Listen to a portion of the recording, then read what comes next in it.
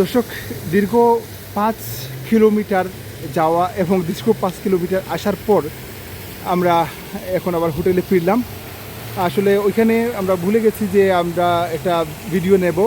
আমরা হালাল ফুডের সন্ধান করে এতক্ষণ আমরা ঘুরেছিলাম। এটা আমরা পাতায়া থাইল্যান্ড থেকে নাজমকিন বিচ এটাকে বলে।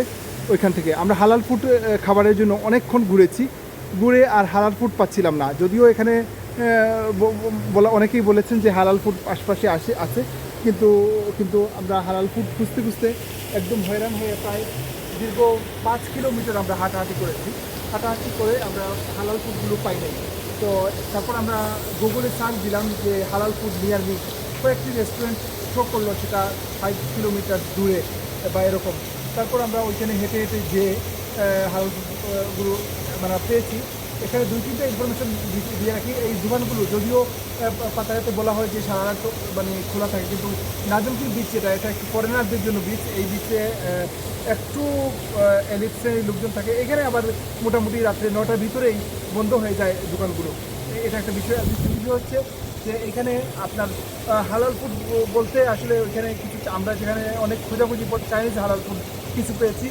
আমরা আসলে রেকর্ড নিতে পারি নাই। এখানে যে শেফ যিনি উনি মুসলিম, ওনার সাথে কথা বলেছি আমরা, এবং আমরা হালাল ফুড খুঁজছি বলে উনি আমাদেরকে আরও ভালো সার্ভিস করেছেন।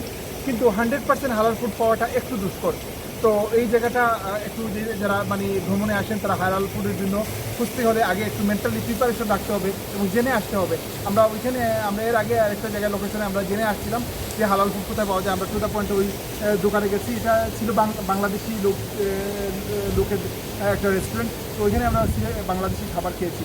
তো হালাল ফুডটার জন্য আপনাকে মেন্টাল প্রিপারেশন রাখতে হবে বা কিছু নিজের সাথে কিছু যদি একটু ড্রাই ফুড রাখেন তাহলে, কারণ আশপাশে যেগুলো পাবেন আসলে মোটেও হালাল না বা আসলে খাবার মতো যে মুসলিম হিসাবে আপনি খাবার মতো উপযুক্ত খাবার পাবেন না।